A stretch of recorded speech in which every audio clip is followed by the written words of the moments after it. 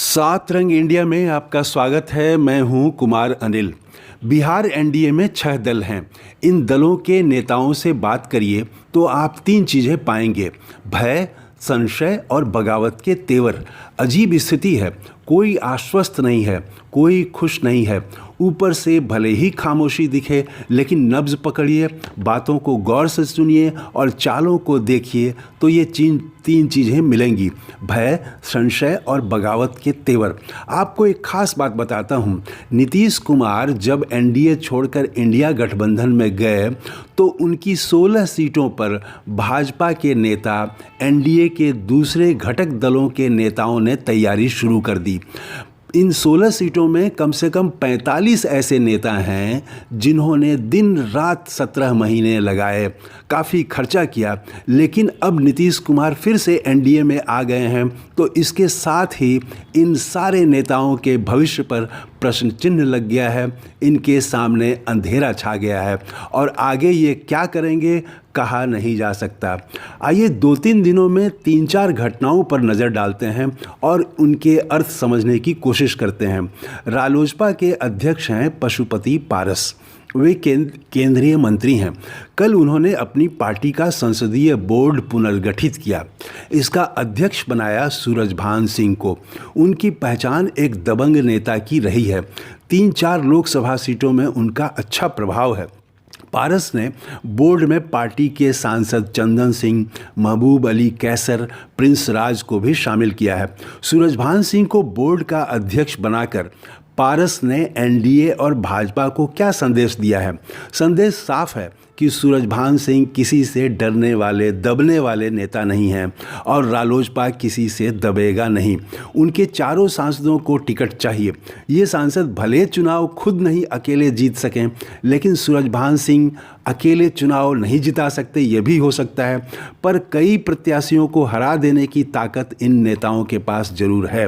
एक दूसरी घटना हुई। निषादों मल्लाहों के नेता की पहचान बना चुके वीआईपी पार्टी के मुकेश सहनी ने जीतन राम मांझी को मुख्यमंत्री बनाने की मांग कर डाली है। इससे पहले कल ही बिहार भाजपा के अध्यक्ष सम्राट चौधरी ने कहा कि बिहार में कोयरी राज आएगा। मतलब साफ है, अगला मुख्यमंत्री कोई कुशवाहा होगा। तीसरी घटना पर गौर करिए। जदयू के पूर्व अध्यक्ष ललन सिंह प्रधानमंत्री से मिले। वे अकेले ही मिले। उनके साथ पार्टी के अन्य सांसद नहीं थे, अकेले ही मिले। 5 सांसदों के साथ मिलने और अकेले मिलने का फ़र्क होता है। स्पष्ट है, अब ललन सिंह पार्टी के अध्यक्ष नहीं हैं तो सबकी चिंता वे क्यों करें? वे अपनी चिंता कर रहे हैं। अपनी सीट सुरक्षित रहे, अन्य नेता अपना समझें। एनडीए की हालत का एक और पक्ष देखिए, जहां आपको संशय और भय मिलेगा। मैंने कई नेताओं से बात की, 2 सवाल किए। पहला कि आपकी पार्टी को एनडीए में कितनी सीटें मिलेंगी, और दूसरा कि किस सांसद का टिकट कन्फर्म है और किसका कटेगा। एनडीए के दलों में कोई आश्वस्त नहीं है कि कितनी सीटें मिलेंगी।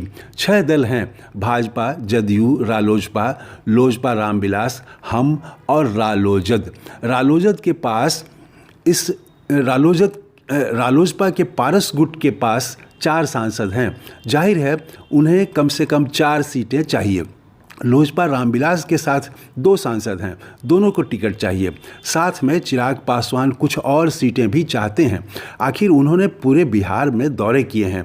2 ही सीटें मिली तो क्या प्रतिष्ठा रहेगी? उपेंद्र कुशवाहा 3 सीट चाहते हैं, 2 की उम्मीद है, वह भी सुरक्षित नहीं है।